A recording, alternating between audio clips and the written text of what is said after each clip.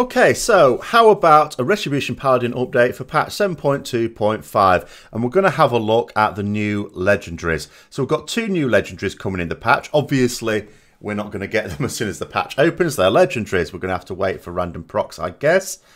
But we've got the Soul of the High Lord, which is the ring, that all classes get a similar ring with this that gives us a talent based on our spec.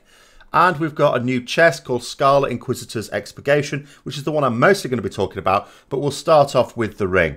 Now, just to have a quick recap here, the ring gives us divine purpose. Now, we can see in that row, we always use Crusade. That's in every situation, we use Crusade. Divine purpose, unfortunately, under any circumstances, is not a DPS increase for PvE. Holy Wrath is basically a joke. Now, some people have been asking, okay, so let's say we have Divine Purpose and we equip the ring. Does that mean we're going to get 40% chance to proc? No. Here's what happens. Let's put that on. So we now need to select a talent here. We cannot have Divine Purpose with the ring. We could have Crusade. We can have Holy Wrath. Yeah, right. We cannot have Divine Purpose. So forget about that one. Now, this is going to appeal to some people in terms of gameplay, this proc-based thing. Also, remember that in 7.2.5, we are not going to be using Divine Hammer for all situations because it will be a DPS loss for pure single target fights. Still good for cleave, even on 2 targets, but not for single target. So we might well have Blade of Wrath. So that's also proc-based, so we could have procs coming out of the wazoo here, but, you know, that's up to you. However, what I'm going to say is, looking at the moment at the numbers, generally don't like talking about numbers too strongly because they're going to keep tuning it. Even after it's released, they're bound to tune it a little bit. Sometimes what happens is, you know, everyone says, theory crafters say, oh, this is too weak, it's no good, or it's too strong, whatever it happens to be. Blizzard sort of go with it, wait for the data to come in, and then they go, oh, look, it's too weak or too strong. We'd better change it. So it can happen even weeks after it's launched. But at the moment, it is not on the strong side. That doesn't mean to say it's appalling. It's one of these things. If you've been playing since the start and you've basically got all the Ret Legendaries, you've at least got all the good ones, you are not going to be using this ring. It's not looking good. The reason for that is the stat budget. Now, have a look at this. It has got less than 1,000 secondary stats altogether. Compare that with the other Legendary rings. So, Liadrin's Fury Unleashed has got nearly 4,000 stats. Same with Sephir's Secret. That's got less than 1,000. It's rubbish.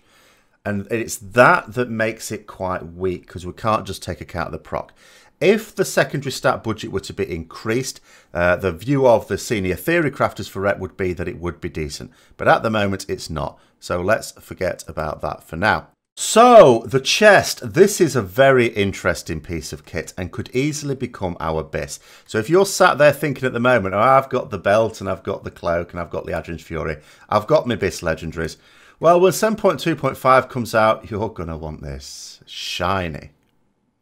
What it does is every 2 seconds, you get a proc that increases your Divine Storm damage by 10%. Obviously, it's consumed when you use a Divine Storm, so it keeps stacking up like that. Now, I want you to pay careful attention when I equip it. Wait for 2 seconds. There's a proc gone there. It procs out of combat. So, getting ready for a raid boss fight, you can have this stacked up to max. It takes 1 minute to stack up to max. Now, I want to show you something else as well. On this character, Templar's Verdict, about 500,000 damage. Divine Storm, you can see every time it's proccing, that number's going up. The tooltip is dynamically updated to take account of it. It's already at the point where it's going to do more on single target than Templar's Verdict.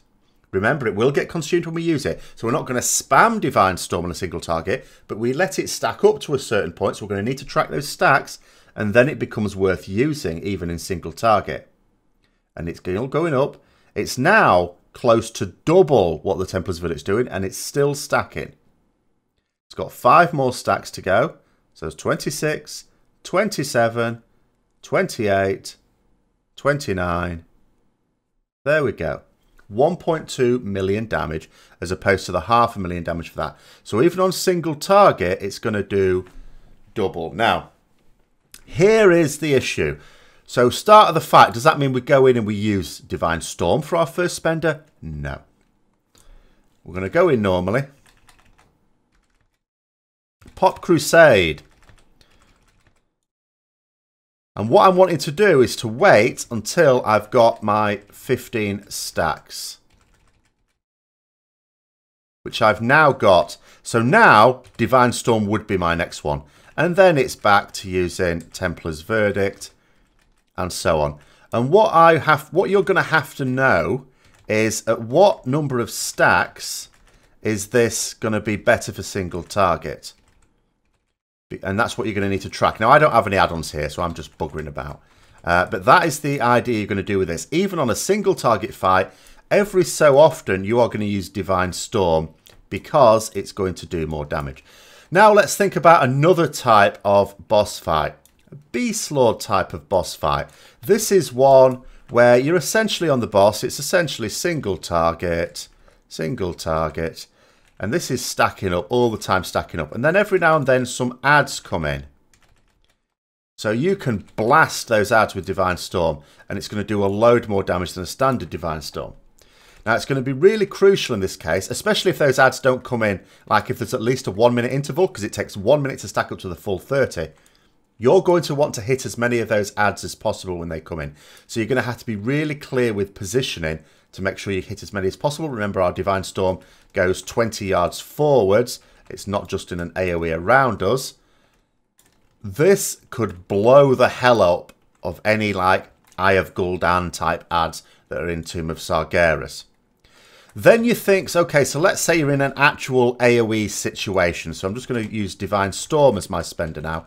So let's say trash packs, whether in raids or Mythic Plus, something like that. What is this like? Well, we can see at the moment, you're probably going to get 1 stack, go away, of the buff, because every 2 seconds, you're not usually spamming your Divine Storm, your spenders, in less than 2 seconds. So you probably get 2. Sometimes you'll get 2 stacks as well, which would be really handy. Remember, 2 stacks would be an extra 20% damage. Now, what that means is that this chest could easily become this. You are going to have to change a little bit about the way you play, though. And as I say, it's going to be crucial that you track those stacks and that you know on how many stacks it overtakes Templar's Verdict as a single target ability. It will work very well with the Cloak, Whisper of the Nathrazim. It will also work very well with the Belt for loads of damage during Crusade 2. I am personally thinking in terms of using this with the Cloak, especially for Mythic Plus and even single target boss fights, because you could end up doing an absolute shit ton of damage with this combination. And the other thing about the Belt, Chain of Thrain, is sometimes it can be overvalued for certain fights, because if you're on a fight where you can't get the full use out of Crusade because heavy movement or something like that, then Chain of Thrain does devalue a little bit. It's still really good, of course.